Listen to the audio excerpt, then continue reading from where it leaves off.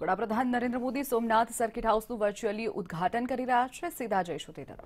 સાહેબના આજે શુભ હસ્તે દિવ્યતા અને ભવ્યતાના પ્રતીક રૂપે પ્રભાસ પાટણના પવિત્ર તીર્થસ્થાન સોમનાથ દાદાના સાનિધ્યમાં નવું સોપાન નવું સાકાર થયેલ અતિથિ ગૃહ સર્કિટ હાઉસ એનું ઈ લોકાર્પણ આપણા આદરણીય નેતા નરેન્દ્રભાઈ મોદી સાહેબના શુભ હસ્તે થઈ રહ્યા જઈ રહ્યું છે તેનું અમને બધાને ગૌરવ છે। આદરણીય વડાપ્રધાન શ્રી નરેન્દ્રભાઈ મોદી સાહેબને આ તબક્કે હું હૃદયના ઉમળકાભર સાથે એમનું હાર્દિક સ્વાગત કરું છું અને અભિનંદન પાઠવું છું। આપણા લોકલાડીલા મુખ્યમંત્રી આ કાર્યક્રમના અતિથિ વિશેષ રૂપે આપણી વચ્ચે જોડાયેલા મુરબ્બી શ્રી ભૂપેન્દ્રભાઈ પટેલ સાહેબ પણ એમને પણ આ વર્ચ્યુઅલી કાર્યક્રમ આપણા વર્ચ્યુઅલના માધ્યમથી ઉપસ્થિત રહ્યા છે ત્યારે તેમનું પણ હૃદયપૂર્વક સ્વાગત કરું છું।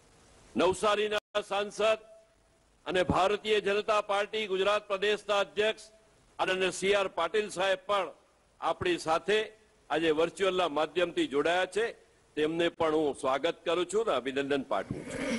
हमारा मंत्रिमंडलના સાથીઓ માનनीय અરવિંદભાઈ રૈયાણીજી, દેવાભાઈ માલમ, અમારા લોકપ્રિય સાંસદ રાજેશભાઈ અને અમારા જિલ્લા પંચાયતના બેન રામીબેન વાંજા, સોમનાથ મંદિરના ટ્રસ્ટી જે.ડી. પરમારજી, ગુજરાત સરકારના મુખ્ય સચિવ પંકજકુમારજી, માર્ગ અને મકાન વિભાગના અમારા એસ.બી. વસાવા, પવિત્ર યાત્રા ધામના આર.આર. રાવલજી, મંચ પર ઉપસ્થિત રાજકીય આગેવાનો, અધિકારીગણ, સૌનો હું ખૂબ ખૂબ આભાર માનું છું અને એમનું હૃદયપૂર્વક હાર્દિક સ્વાગત કરું છું। આજે અમારા આમંત્રણને માન આપીને પધારનાર માયાભાઈ આહિર, કીર્તિદાન ગઢવી, આદિત્ય ગઢવીજી, કિંજલ રાજપ્રિયા, અરવિંદભાઈ વેગડા, ઓજસભાઈ રાવળ, મયુરભાઈ વાઘાણી, ઉર્વશીબેન રાડડિયા, આ તમામ કલાકારોનું પણ કે જેમણે ગઈકાલે દરિયાની આરતી કરી, દરિયાની પૂજા કરી, સોમનાથ દાદાની પૂજા કરી અને એક ભવ્ય મહાઆરતીમાં ઉપસ્થિત રહ્યા તેમનું પણ હૃદયપૂર્વકનો હું આજે અહીંયાથી આ મંચથી હાર્દિક સ્વાગત કરું છું। સોમનાથ દાદાના સાનિધ્યમાં આ મહાસાગરમાં આઝાદીનો અમૃત મહોત્સવ અને આ અમૃત મહોત્સવમાં 75 પ્રતિકરૂપીની 75 બોટ દ્વારા જે બનાવનાર વેરાવળના માછી સમાજ કે જે આજે અહીંયા ઉપસ્થિત છે એમનું પણ હું ખૂબ ખૂબ સ્વાગત કરું છું। આજે મંદિરના સૌ ટ્રસ્ટીઓ, સમગ્ર ટ્રસ્ટીગણ, સોમનાથ મંદિર માટે ધર્મની રક્ષા કરનાર, પોતાના પ્રાણોની આહુતિ આપનાર હમીરજી ગોહિલના પણ પરિવારના અનેક આગેવાનો આજે આપણા વર્ચ્યુઅલના માધ્યમથી આજે આપણી વચ્ચે જોડાયા છે તેમનું પણ હું સ્વાગત કરું છું।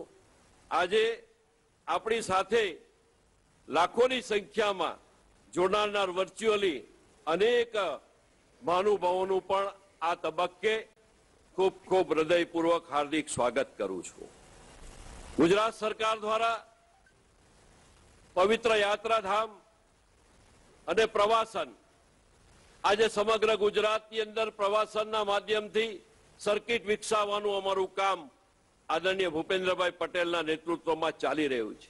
એ સાપુતારા હોય, એની આસપાસનો વિસ્તાર હોય, જે સ્ટેચ્યુ ઓફ યુનિટી કેવડિયા હોય એની આસપાસનો વિસ્તાર હોય, પ્રતિષ્ઠિત ડાકોર મંદિર હોય એની આસપાસનો વિસ્તાર હોય, અંબાજી મંદિર હોય એની આસપાસનો વિસ્તાર હોય, દ્વારકા હોય એની આસપાસનો વિસ્તાર હોય, સોમનાથ દાદા પવિત્ર સોમનાથ યાત્રાધામ હોય એની આસપાસનો વિસ્તાર હોય, જુનાગઢનો ગિરનારનો આસપાસનો વિસ્તાર હોય, આ બધા આસપાસના વિસ્તારને સર્કિટની ગુજરાત સરકાર દ્વારા એક સર્કિટ પ્લેટફોર્મ બને, એક સર્કિટ એક જગ્યાથી બીજી જગ્યાથી પ્રવાસનનું માધ્યમ બને એનો સર્વે અને એની ચકાસણી ચાલી રહી છે। આજે મને જણાવતા આનંદ થાય છે કે અમારા પવિત્ર યાત્રાધામ અને વિકસાવવાનું, એમાં અનેક પ્રકારની સુવિધા આપવાનું, એ સ્વચ્છતા અભિયાન હોય, એ સોલાર સિસ્ટમ હોય, એની બહારની વાત કરીએ તો બસ સ્ટેન્ડની વાત હોય, ટ્રાફિક માટે બાયપાસ રોડ હોય, અનેક સાધન સુવિધા સગવડ ઉપલબ્ધ કરાવવામાં અમારી સરકાર કટિબદ્ધ છે। ત્યારે ફરીથી આજે આપણું જે ભવ્ય સોમનાથ મહાદેવના મંદિરના નજીકના સાનિધ્યમાં આપણી વચ્ચે અહીંયા ઉપસ્થિત એક અતિથિ ગૃહ, એક મોટામાં મોટું આપણે કહી શકાય, એક ભવ્ય કહી શકાય એ પ્રકારનું આજે સર્કિટ હાઉસનું લોકાર્પણ આપણા સૌના પ્રેરણા સ્ત્રોત આદરણીય નરેન્દ્રભાઈ મોદી સાહેબના શુભ હસ્તે થઈ રહ્યું છે. સૌનો હૃદયપૂર્વક આવકારું છું. સાહેબને ખૂબ ખૂબ અભિનંદન પાઠવું છું. ભારત માતા કી જય. હવે હું આપણા ગુજરાત રાજ્યના મુખ્યમંત્રી આદરણીય શ્રી ભૂપેન્દ્રભાઈ પટેલ સાહેબને વિનંતી કરું છું કે આવો સાહેબ, અમને સૌને માર્ગદર્શન આપો.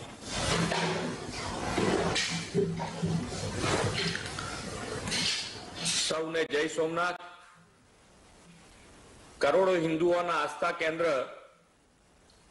પવિત્ર યાત્રાધામ સોમનાથ વેરાવળમાં નવનિર્મિત અતિથિગૃહના લોકાર્પણ અવસરે વર્ચ્યુઅલ માધ્યમથી ઉપસ્થિત આદરણીય પ્રધાનમંત્રી શ્રી નરેન્દ્રભાઈ મોદી સાહેબ, કેબિનેટના મારા સાથી માર્ગ મકાન મંત્રી શ્રી પૂર્ણેશભાઈ મોદી, રાજ્ય કક્ષાના મંત્રી અને સોમનાથ જિલ્લાના પ્રભારી મંત્રી શ્રી અરવિંદભાઈ રયાણી, દેવાભાઈ માલમ, વર્ચ્યુઅલ માધ્યમથી જોડાયેલા સાંસદ અને ભારતીય જનતા પાર્ટીના પ્રદેશ અધ્યક્ષ સી આર પાટીલજી, સાંસદ શ્રી રાજેશભાઈ ચુડાસમા, સોમનાથ ટ્રસ્ટના ટ્રસ્ટીશ્રીઓ, મુખ્ય સચિવ શ્રી પંકજકુમાર, સૌ પદાધિકારી શ્રીઓ, સૌ કલાકારશ્રીઓ, આમંત્રિત ભાઈઓ અને બહેનો. આપણી સંસ્કૃતિમાં 12 જ્યોતિર્લિંગનો મહિમા છે. તેમાંના પ્રથમ જ્યોતિર્લિંગ ભગવાન સોમનાથ મહાદેવના આ ધામના સર્વગ્રાહી વિકાસના આયામોમાં આજે એક નવું પ્રકરણ ઉમેરાઈ રહ્યું છે. સોમનાથ ટ્રસ્ટના અધ્યક્ષ શ્રી અને આદરણીય વડાપ્રધાન શ્રી નરેન્દ્રભાઈના કરકમળો દ્વારા લોકાર્પિત થનારું 41 રૂમનું સ્ટેટ ઓફ ધ આર્ટ અતિથિ ગૃહ સોમનાથ દર્શને આવનાર યાત્રિકો માટે આગવું નજરાણું બનશે. પ્રધાનમંત્રી શ્રી નરેન્દ્રભાઈએ આપણી સાંસ્કૃતિક અસ્મિતા અને દેશના ઇતિહાસમાં મહત્વ ધરાવતા માનબિંદુ સમાન સ્થળોના હોલિસ્ટિક ડેવલપમેન્ટનો નવો રાહ કંડાર્યો છે. જીવ અને શિવને જોડતું વિશ્વ પ્રસિદ્ધ શ્રદ્ધા સ્થાનક સોમનાથ વિશ્વ પ્રસિદ્ધ પ્રવાસન ધામ બને એ દિશામાં એક પછી એક પગલાં લેવાઈ રહ્યા છે. તાજેતરમાં જ વડાપ્રધાન શ્રીએ વર્ચ્યુઅલી સોમનાથ એક્ઝિબિશન સેન્ટર, સમુદ્ર પથનું લોકાર્પણ તેમજ પાર્વતી મંદિરનો શિલાન્યાસ કર્યો છે. યુગોથી શિવ ભક્તિનો મહિમા છે અને ત્રેતા યુગમાં સ્વયં ભગવાન શ્રી કૃષ્ણએ તેમની અંતિમ લીલાના પ્રસંગો દ્વારા આ તીર્થને હરિહર ધામ બનાવ્યું છે. કરોડો લોકોની આસ્થાના પ્રતીક સોમનાથ મહાદેવના મંદિરની ભવ્યતાને વિધર્મી આક્રમણો અનેકવાર ખંડિત કરવાનો પ્રયાસ કરવા છતાં આજે આ મહાલય વિશાળ પરિસર જાજરમાન ભવ્યતાથી અડીખમ ઊભું છે. શ્રી સોમનાથ મંદિર આપણી રાષ્ટ્રીય જાગૃતિનું એક અણનમ પ્રતીક છે. સોમનાથ પર મોહમ્મદ ગઝનીએ કરેલા આક્રમણથી ખંડિત થયેલા મંદિરને આઝાદી બાદ ભવ્ય સ્વરૂપ આપવાનું સ્વપ્ન સરદાર સાહેબે જોયું હતું. દેશ આઝાદીનો અમૃત મહોત્સવ પ્રધાનમંત્રી શ્રી નરેન્દ્રભાઈની પ્રેરણા અને માર્ગદર્શનથી ઉજવી રહ્યો છે. સરદાર સાહેબે સોમનાથ મંદિરની ભવ્યતા અને દિવ્યતાના જોયેલા સ્વપ્નને આઝાદીના અમૃત મહોત્સવ વર્ષે આદરણીય નરેન્દ્રભાઈ સોમનાથ ટ્રસ્ટના અધ્યક્ષ તરીકે પાર પાડી રહ્યા છે. આ નવનિર્મિત અતિથિ ગૃહ એ શૃંખલાની એક અગત્યની કડી છે. શ્રી નરેન્દ્રભાઈની કેન્દ્ર સરકાર સરદાર સાહેબે દશકો પહેલા જોયેલા સ્વપ્નને સાકાર કરી રહી છે. આજે શ્રી નરેન્દ્રભાઈ સોમનાથના વિશ્વ કક્ષાની પ્રવાસન યાત્રા સુવિધાઓ વિકસાવવાનું કાર્ય કરી રહ્યા છે. આ જ વિચાર અંતર્ગત કેન્દ્ર સરકારની પ્રસાદ યોજનાના અમલમાં પણ આવી છે. પ્રસાદ યોજના અંતર્ગત સોમનાથ ધામમાં યાત્રીઓની સુવિધા માટે અનેક વિકાસના કામો થઈ રહ્યા છે. હયાત પ્રવાસ ધામોનું રીડેવલપમેન્ટ પણ સતત થતા જાય, ટુરિઝમના નવા આકર્ષણો પણ ઉમેરાતા રહે તેવી તેમની નેમ છે. 24/7 સ્વચ્છતા સભા સહિતની સુવિધા અહીં વિકસી છે. વડાપ્રધાન શ્રી નરેન્દ્રભાઈ મોદીએ ગ્રીન ક્લીન એનર્જીના વ્યાપક ઉપયોગથી દેશમાં પર્યાવરણ પ્રિય વાતાવરણ આપવાની પહેલ કરીને વિશ્વને પણ એક નવો માર્ગ ચીધ્યો છે. પ્રધાનમંત્રીશ્રીએ સ્વયં જેના અધ્યક્ષ છે તે સોમનાથ મંદિર પરિસરમાં સોલાર રૂફટોપ અને સોલાર એનર્જીના ઉપયોગથી 200 kVA ગ્રીન ક્લીન એનર્જીનો વિનિયોગ થયા છે. એટલું જ નહીં, યાત્રાધામનું પર્યાવરણ પણ શુદ્ધ રહે તે માટે गेस्ट हाउस અને ટોયલેટમાં ઝીરો ડિસ્ચાર્જ અંતર્ગત એસટીપી બનાવવામાં આવ્યો છે અને રોજનું 1.25 લાખ લીટર ગંદુ પાણી શુદ્ધ થઈ બાગ બગીચા વગેરેમાં રીયુઝ થાય છે। આદરણીય પ્રધાનમંત્રીએ દેશની સાંસ્કૃતિક અસ્મિતાના આવા ભવ્ય વિરાસત ધરાવતા સ્થાનો અને તેની આસપાસના ધામોને સમય અનુકૂળ વિકાસવાની સાંકળવાનો આયામ ઉપાડ્યો છે। આ આયામ વોકલ ફોર લોકલને વેગ આપીને આત્મનિર્ભર ભારત તરફનું એક નક્કર કદમ છે એમ હું સ્પષ્ટપણે માનું છું। એટલું જ નહીં, આપણી પ્રાચીન અને પુરાતન ખેત પદ્ધતિને પણ હવે વિશ્વ સમક્ષ બેક ટુ બેઝિકના મંત્રથી ઉજાગર કરવાનો કૃષિ ક્રાંતિ યજ્ઞ શ્રી નરેન્દ્રભાઈએ આરંભ્યો છે। આપણા કિસાનોને રાસાયણિક ખાતરથી મુક્ત થઈ નેચરલ ફાર્મિંગ પ્રાકૃતિક ખેતી દ્વારા ખેત ઉત્પાદન ક્ષેત્રે આત્મનિર્ભરતા માટે પ્રધાનમંત્રીશ્રીએ પ્રેરિત કર્યા છે। વડાપ્રધાન શ્રી સોમનાથ ટ્રસ્ટના અધ્યક્ષ તરીકે આ યાત્રાધામમાં વર્લ્ડ ક્લાસ સુવિધા વિકસાવી સોમનાથને વર્લ્ડ સ્પિરિચ્યુઅલ ડેસ્ટિનેશન બનાવવામાં સંકલ્પબદ્ધ છે। એ જ પરિપાટીએ વિશ્વને પ્રાકૃતિક ખેતી તરફ વાળીને નેચરલ ફાર્મિંગ દ્વારા વર્લ્ડ એગ્રીકલ્ચર મેપ પર ભારતને અગ્રીમ સ્થાને પહોંચાડવાના બ્રાન્ડ એમ્બેસેડર પણ બનશે। સૌના સાથ, સૌના વિકાસ, સૌનો વિશ્વાસ અને સૌના પ્રયાસ સાથે હવે સૌના સ્વાસ્થ્ય માટે તેમણે પ્રાકૃતિક ખેતીની મુહિમ ઉપાડી છે। આજે ગુજરાતને તેમના વરદ હસ્તે મળેલી આ નવીન અતિથિ ગૃહની ભેટ સોમનાથ ધામની ભવ્યતા દિવ્યતામાં વધુ એક ઉમેરણ બનશે એવો મને વિશ્વાસ છે। આદરણીય વડાપ્રધાનશ્રીને આ માટે ખૂબ ખૂબ આભાર વ્યક્ત કરું છું। ભગવાન સોમનાથની કૃપા આપણા પર અને પ્રધાનમંત્રી શ્રી નરેન્દ્રભાઈ મોદી પર વરસતી રહે અને સૌનો આરોગ્ય, સુખાકારી, સમૃદ્ધિ, પ્રગતિ જળવાઈ રહે એ જ સોમનાથ દાદાના ચરણોમાં પ્રાર્થના। જય સોમનાથ, જય જય ગરવી ગુજરાત।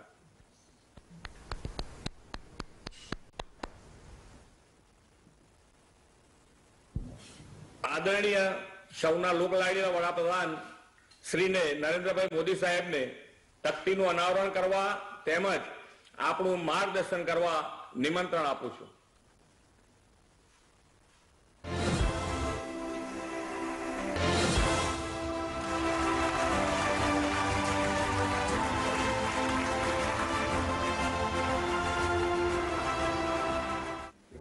द्वादश ज्योतिर्लिंग में प्रथम है जिनका स्थान, वही है सौराष्ट्र के श्री सोमनाथ भगवान। प्रथम ज्योतिर्लिंग के रूप में पूरे विश्व को अपनी अनुपम शक्ति का एहसास दे रहा श्री सोमनाथ मंदिर। इस मंदिर को कई विदेशी ताकतों ने 17 बार ध्वंस करने के प्रयत्न किए, पर आज तक यह अडिग है। आजादी के बाद 13 नवंबर 1947 को भारत के लौह पुरुष श्री सरदार वल्लभ भाई पटेल ने सोमनाथ का पुनर्निर्माण करने का निश्चय किया। 23 जनवरी 1949 के दिन सोमनाथ ट्रस्ट की स्थापना हुई और उस वक्त के बाद कदम दर कदम श्री सोमनाथ क्षेत्र में वृद्धि ही होती आई है।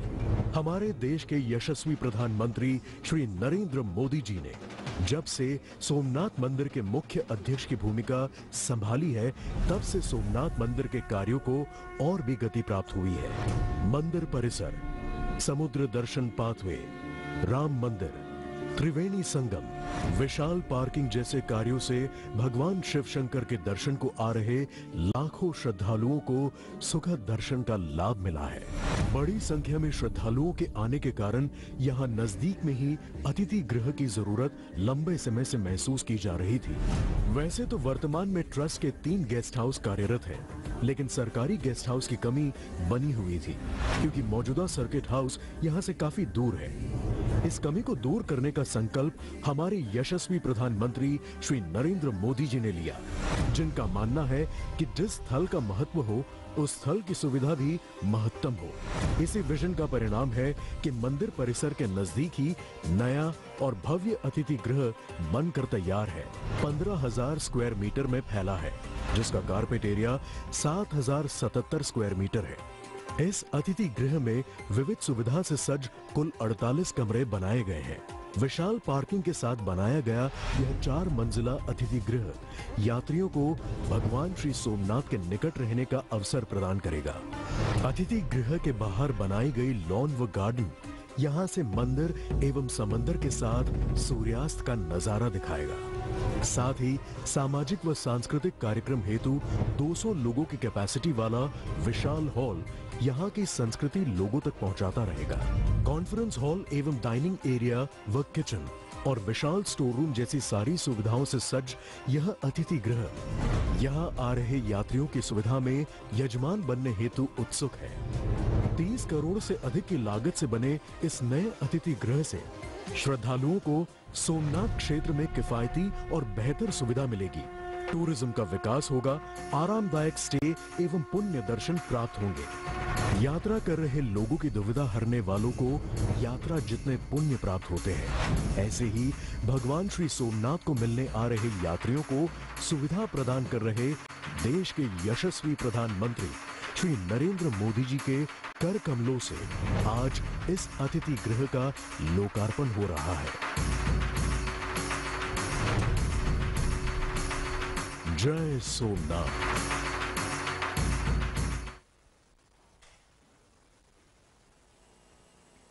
આપણા સૌના લોકલાડીલા વડાપ્રધાન આદરણીય શ્રી નરેન્દ્રભાઈ મોદી સાહેબને આપણું માર્ગદર્શન કરવા નિમંત્રણ આપું છું। जय सोमनाथ। कार्यक्रम में उपस्थित गुजरात के मुख्यमंत्री श्री भूपेंद्र भाई पटेल, प्रदेश भारतीय जनता पार्टी के अध्यक्ष और संसद में मेरे साथी श्री CR पाटिल जी, गुजरात सरकार में मंत्री पूर्णेश मोदी, अरविंद रयाणी, देवाभाई मालम, जूनागढ़ के सांसद राजेश चुड़ासमा, सोमनाथ मंदिर ट्रस्ट के अन्य सदस्यगण, अन्य महानुभाव, देवियों और सज्जनों, भगवान सोमनाथ की आराधना में हमारे शास्त्रों में कहा गया है, भक्ति प्रदानाय कृपा अवतीर्णम तम सोमनाथम शरणम प्रपद्ये। यानी भगवान सोमनाथ की कृपा अवतीर्ण होती है, कृपा के भंडार खुल जाते हैं। पिछले कुछ समय से जिस तरह यहां एक के बाद एक विकास कार्य हो रहे हैं, ये सोमनाथ दादा की ही विशेष कृपा है। मैं इसे अपना सौभाग्य मानता हूं कि सोमनाथ ट्रस्ट से जुड़ने के बाद मैं इतना कुछ होते हुए देख रहा हूं। कुछ महीने पहले यहां एग्जीबिशन गैलरी और प्रोमेनाड समेत कई विकास कार्यों का लोकार्पण हुआ था। पार्वती मंदिर की आधारशिला भी रखी गई थी और आज सोमनाथ सर्किट हाउस का लोकार्पण भी हो रहा है। मैं इस महत्वपूर्ण अवसर पर गुजरात सरकार को, सोमनाथ मंदिर ट्रस्ट को और आप सभी को हार्दिक बधाई देता हूं। साथियों, ये जब सर्किट हाउस की कमी एक है, अतिथि गृह वो भी दूर, तो बाहर से आने वालों को ठहराने के लिए मंदिर ट्रस्ट पर ही काफी दबाव रहता था। अब ये सर्किट हाउस बनने के बाद, एक स्वतंत्र व्यवस्था बनने के बाद, और वो भी मंदिर के से कोई ज्यादा दूर नहीं है, और उसके कारण मंदिर पर जो दबाव रहता था वो भी कम हो गया अब वो अपने मंदिर के काम में ज्यादा ध्यान दे पाएंगे। मुझे बताया गया है कि इस भवन को इस तरह बनाया गया है, यहां रुकने वाले व्यक्तियों को सी व्यू मिले, समंदर दर्शन होते रहे। यानी लोग जब यहां शांति से अपने कमरे में बैठेंगे तो उन्हें समुद्र की लहरें भी दिखेगी और सोमनाथ का शिखर भी नजर आएगा। समंदर की लहरों में, सोमनाथ के शिखर में उन्हें समय के थपेड़ों को चीरकर गौरवान्वित खड़ी भारत की चेतना भी दिखाई देगी। इन बढ़ती हुई सुविधाओं की वजह से भविष्य में दीव हो, गीर हो, द्वारिका हो, बेट द्वारिका हो, इस पूरे क्षेत्र में जो भी यात्री आएंगे, सोमनाथ एक प्रकार से इस पूरे टूरिज्म सेक्टर के क्षेत्र का एक सेंटर पॉइंट बन जाएगा, एक बहुत बड़ा महत्वपूर्ण ऊर्जा केंद्र बन जाएगा। साथियों, जब हम अपनी सभ्यता की चुनौतियों से भरी यात्रा पर नजर डालते हैं तो अंदाज होता है कि भारत सैकड़ों वर्षों की गुलामी में किन हालातों से गुजरा है। जिन परिस्थितियों में सोमनाथ मंदिर को तबाह किया गया और फिर जिन परिस्थितियों में सरदार वल्लभ भाई पटेल के प्रयासों से मंदिर का जीर्णोद्धार हुआ, वो दोनों ही हमारे लिए एक बहुत बड़ा संदेश है। आज आजादी के अमृत महोत्सव में हम देश के अतीत से जो सीखना चाहते हैं, सोमनाथ जैसे आस्था और संस्कृति के स्थल उसके अहम केंद्र हैं। साथियों, अलग अलग राज्यों से, देश और दुनिया के अलग अलग कोनों से सोमनाथ मंदिर में दर्शन करने हर साल करीब करीब 1 करोड़ श्रद्धालु आते हैं। ये श्रद्धालु जब यहां से वापस जाते हैं तो अपने साथ कई नए अनुभव, कई नए विचार, एक नई सोच लेकर के जाते हैं। इसलिए एक यात्रा जितनी महत्वपूर्ण होती है, उतना ही महत्वपूर्ण उसका अनुभव भी होता है। तीर्थ यात्रा में तो खासकर हमारी इच्छा होती है कि हमारा मन भगवान में ही लगा रहे। यात्रा से जुड़ी अन्य परेशानियों में हमें जूझना न पड़े, उलझना न पड़े। सरकार और संस्थाओं के प्रयासों ने कैसे कई तीर्थों को संवारा है, सोमनाथ मंदिर इसका भी जीवंत उदाहरण है। आज यहां आने वाले श्रद्धालुओं के लिए रुकने की अच्छी व्यवस्था हो रही है, सड़कों और ट्रांसपोर्ट की सुविधा बढ़ रही है, यहां बेहतर प्रोमेनाड विकसित किया गया है, पार्किंग सुविधा बनाई गई है, टूरिस्ट फैसिलिटेशन सेंटर बनाया गया है, साफ सफाई के लिए वेस्ट मैनेजमेंट की आधुनिक व्यवस्था भी की गई है। एक शानदार पिलग्रिम प्लाजा और कॉम्प्लेक्स का प्रस्ताव भी अपने अंतिम चरणों में है। हम जानते हैं, अभी हमारे पूर्णेश भाई उसका वर्णन भी कर रहे थे, मां अंबाजी मंदिर में भी इसी तरह के विकास और यात्री सुविधाओं के निर्माण के लिए विचार चल रहा है। द्वारकाधीश मंदिर, रुक्मणी मंदिर, गोमती घाट समेत और भी ऐसे कितने ही विकास कार्यों का को ऑलरेडी हम लोगों ने पूर्ण कर लिया है। ये यात्रियों को सुविधा भी दे रहे हैं और गुजरात की सांस्कृतिक पहचान भी मजबूत कर रहे हैं। मैं इस उपलब्धियों के बीच गुजरात के सभी धार्मिक और सामाजिक संगठनों को भी इस अवसर पर जरूर साधुवाद देता हूं, उनकी बधाई देता हूं। आपके द्वारा व्यक्तिगत स्तर पर भी जिस तरह विकास और सेवा के काम सतत किए जा रहे हैं,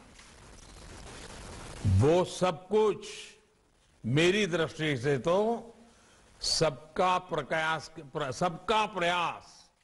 इस सबका प्रयास की भावना के उत्तम उदाहरण है। सोमनाथ मंदिर ट्रस्ट ने कोरोना की मुश्किलों के बीच जिस तरह यात्रियों की देखभाल की, समाज की जिम्मेदारी उठाई, उसमें जीव ही शिव, ये जीव ही शिव के हमारे विचार के दर्शन होते हैं। साथियों, हम दुनिया के कई देशों के बारे में सुनते हैं कि उनकी अर्थव्यवस्था में पर्यटन का योगदान कितना बड़ा है, इसको बहुत प्रमुखता से दर्शाया जाता है। हमारे यहां तो हर राज्य में, हर क्षेत्र में, दुनिया के देशों में, एक एक देश में जितनी ताकत है उतनी हमारे एक एक राज्य में है। ऐसी अनंत संभावनाएं हैं। आप किसी भी राज्य का नाम लीजिए, सबसे पहले मन में क्या आता है? गुजरात का नाम लेंगे तो Somnath, Dwarka, Statue of Unity, Dholavira, Kutch का रण, ऐसे अद्भुत स्थान मन में उभर आते हैं। यूपी का नाम लेंगे तो अयोध्या, मथुरा, काशी, प्रयाग, कुशीनगर, विंध्याचल जैसे अनेकों नाम एक प्रकार से अपने मानस छवि पे छा जाते हैं। सामान्य जन का हमेशा मन करता है कि इन सब जगहों पर जाने को मिले। उत्तराखंड तो देवभूमि ही है। बद्रीनाथ जी, केदारनाथ जी वहीं पर है। हिमाचल प्रदेश की बात करें तो मां ज्वाला देवी वहीं है, मां नैना देवी वहीं है। पूरा पूर्वोत्तर देवी और प्राकृतिक आभा से परिपूर्ण है। इसी तरह रामेश्वरम जाने के लिए तमिलनाडु, पुरी जाने के लिए ओडिशा, तिरुपति बालाजी दर्शन के लिए आंध्र प्रदेश, सिद्धि विनायक जी के लिए महाराष्ट्र, सबरीमाला के लिए केरला का नाम आता है। आप जिस किसी भी राज्य का नाम लेंगे, तीर्थाटन और पर्यटन के एक साथ कई केंद्र हमारे मन में आ जाएंगे। ये स्थान हमारी राष्ट्रीय एकता का, एक भारत श्रेष्ठ भारत प्रतिनिधित्व करते हैं। इन स्थलों की यात्रा राष्ट्रीय एकता को बढ़ाती है। आज देश इन जगहों को समृद्धि के एक मजबूत स्रोत के रूप में भी देख रहा है।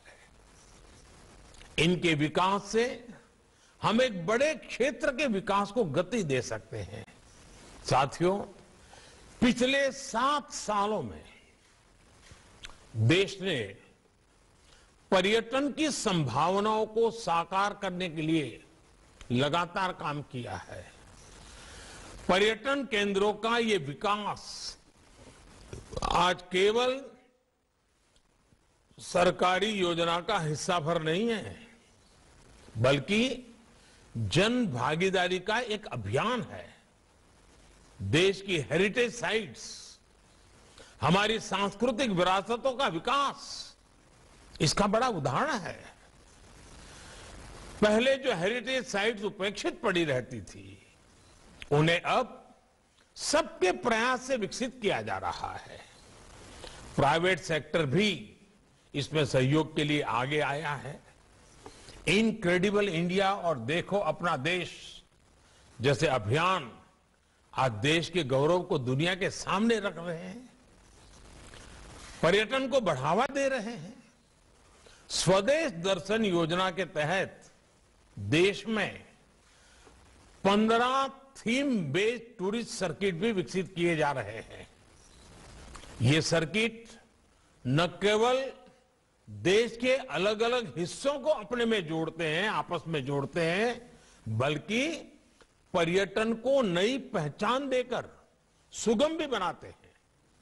रामायण सर्किट के लिए उसके जरिए आप भगवान राम के जुड़े जितने भी स्थान हैं, भगवान राम के साथ रामायण में जिन जिन चीजों का उल्लेख आता है, उन सभी स्थानों का एक के बाद एक दर्शन कर सकते हैं। इसके लिए रेलवे द्वारा विशेष रेल भी शुरू की गई है और मुझे बताया गया कि बहुत पॉपुलर हो गई है। एक स्पेशल ट्रेन कल से दिव्य काशी यात्रा के लिए भी दिल्ली से शुरू होने जा रही है।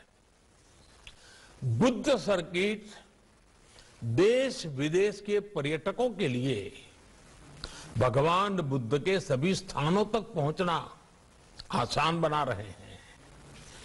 विदेशी पर्यटकों के लिए भी वीजा नियमों को भी आसान बनाया गया है, जिसका लाभ भी देश को मिलेगा। अभी कोविड की वजह से कुछ दिक्कतें जरूर है, लेकिन मेरा विश्वास है संक्रमण कम होते ही पर्यटकों की संख्या फिर तेजी से बढ़ेगी।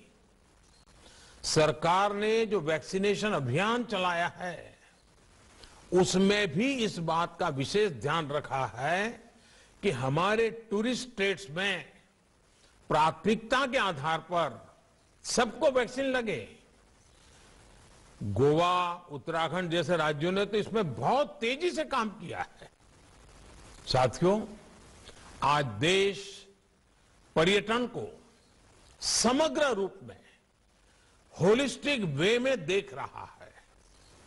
आज के समय में पर्यटन बढ़ाने के लिए 4 बातें आवश्यक हैं। पहला, स्वच्छता। पहले हमारे पर्यटन स्थल, पवित्र तीर्थ स्थल भी अस्वच्छ रहते थे। आज स्वच्छ भारत अभियान ने ये तस्वीर बदली है। जैसे जैसे स्वच्छता आ रही है, पर्यटन में भी इजाफा हो रहा है। पर्यटन बढ़ाने के लिए दूसरा अहम तत्व है सुविधा। लेकिन सुविधाओं का दायरा केवल पर्यटन तक ही सीमित नहीं होना चाहिए। सुविधा परिवहन की, इंटरनेट की, सही जानकारी की, मेडिकल व्यवस्था की, हर तरह की होनी चाहिए। और इस दिशा में भी देश में चौतरफा काम हो रहा है। साथियों, पर्यटन बढ़ाने का तीसरा महत्वपूर्ण पहलू है समय। आजकल 2020 का दौर है। लोग कम से कम समय में ज्यादा से ज्यादा स्थान कवर करना चाहते हैं। आज जो देश में हाईवेज, एक्सप्रेसवेज बन रहे हैं, आधुनिक ट्रेन्स चल रही है, नए एयरपोर्ट शुरू हो रहे हैं, उनसे इसमें बहुत मदद मिल रही है। उड़ान योजना की वजह से हवाई किराए में भी काफी कमी आई है। यानी जितना यात्रा का समय घट रहा है, खर्च कम हो रहा है, उतना ही पर्यटन बढ़ रहा है। अगर हम गुजरात को ही देखें तो हमारे यहां बनासकांठा में अंबाजी के दर्शन के लिए, पावागढ़ में कालिका माता के दर्शन के लिए, गिरनार में अब तो रोपवे भी हो गया है, सातपुड़ा में कुल मिलाकर 4 रोपवे काम कर रहे हैं। इन रोपवे के शुरू होने के बाद पर्यटकों की सुविधा में वृद्धि हुई है और पर्यटकों की संख्या में भी बढ़ोतरी देखी जा रही है। अभी कोरोना के प्रभाव में काफी कुछ रुका हुआ है, लेकिन हमने देखा है कि जब स्कूल कॉलेज को जो विद्यार्थी एजुकेशन टूर पर जाते हैं उन्हें भी ये ऐतिहासिक स्थान बहुत कुछ सिखाते हैं। जब देश भर में ऐसे स्थानों पर सुविधाएं बढ़ रही है तो विद्यार्थियों को भी सीखने समझने में आसानी होगी, उनका देश की विरासत से जुड़ाव भी बढ़ेगा। साथियों, पर्यटन बढ़ाने के लिए चौथी और बहुत महत्वपूर्ण बात है हमारी सोच। हमारी सोच का इनोवेटिव और आधुनिक होना जरूरी है, लेकिन साथ ही साथ हमें अपनी प्राचीन विरासत पर कितना गर्व है ये बहुत मायने रखता है। हम में ये गौरव भाव है, इसलिए हम भारत से चोरी की गई मूर्तियों को, पुरानी धरोहरों को दुनिया भर में से वापस ला रहे हैं। हमारे लिए हमारे पूर्वजों ने इतना कुछ छोड़ा है, लेकिन एक समय था जब हमारी धार्मिक सांस्कृतिक पहचान पर बात करने में संकोच किया जाता था।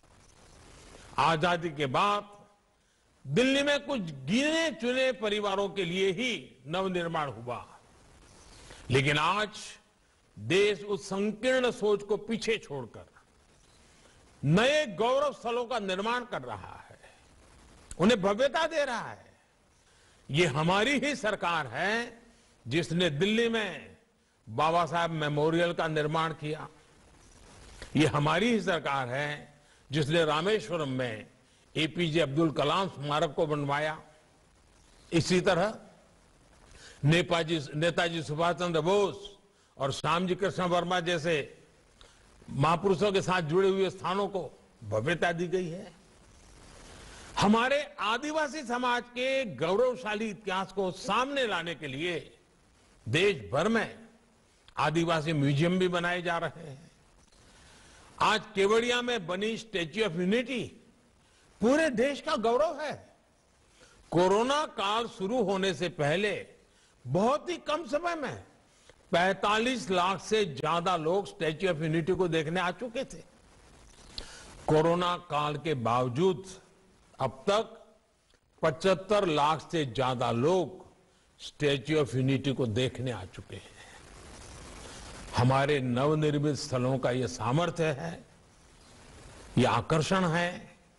आने वाले समय में ये प्रयास पर्यटन के साथ हमारी पहचान को भी नई ऊंचाई देंगे। और साथियों, जब मैं वोकल फॉर लोकल की बात करता हूं तो मैंने देखा है कुछ लोगों को यही लगता है कि मोदी का वोकल फॉर लोकल मतलब दिवाली के समय दिए कहां से खरीदना है। इतना सीमित अर्थ मत करना भाई। जब मैं वोकल फॉर लोकल कहता हूं तो मेरी दृष्टि से टूरिज्म भी इसमें आ जाता है। मेरा तो हमेशा आग्रह रहता है कि जो भी अगर परिवार में बच्चों की इच्छा है, विदेश जाना है, दुबई जाना है, सिंगापुर जाना है, मन करना है, लेकिन विदेश जाने का प्लान करने से पहले परिवार में तय करो। पहले हिंदुस्तान में 15-20 मशहूर स्थान पर जाएंगे, पहले हिंदुस्तान को अनुभव करेंगे, देखेंगे, बाद में दुनिया के किसी और जगह पर जाएंगे। साथियों, वोकल फॉर लोकल जीवन के हर क्षेत्र में हमें इसे अंगीकार करना ही होगा।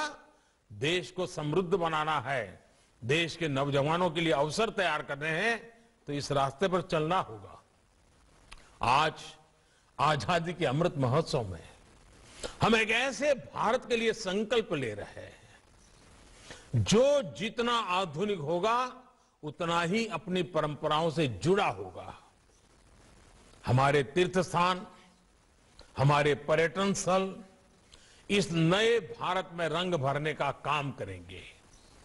ये हमारी विरासत और विकास दोनों के प्रतीक बनेंगे। मुझे पूरा विश्वास है सोमनाथ दादा के आशीर्वाद से देश के विकास की ये यात्रा इसी तरह अनवरत जारी रहेगी। एक बार फिर नए सर्किट हाउस के लिए आप सभी को बहुत बहुत बधाई देता हूं। મને આનંદ થયો હોત કે આજે હું તમારી વચ્ચે રૂબરૂ આવી શક્યો હોત, જૂના જૂના બધા સાથીઓને મળવાનું થયું હોત, દાદાના પણ દર્શન થઈ જાત અને ત્યાં પણ જે વિકાસની પ્રવૃત્તિઓ ચાલી રહી છે ને નજરે જોઈ શકત। પરંતુ આપ જાણો છો સમયની પણ સીમા, સંજોગો પણ એવા અને સામે 26 જાન્યુઆરી પણ છે અને એના કારણે રૂબરૂ આવવાને બદલે વર્ચ્યુઅલી આપ સૌના પણ દર્શન કરી રહ્યો છું। દાદાના શિખરના પણ દર્શન કરવાનું સૌભાગ્ય મળ્યું છે। આપ સૌને ખૂબ ખૂબ શુભકામનાઓ। बहुत बहुत धन्यवाद। जय सोमनाथ।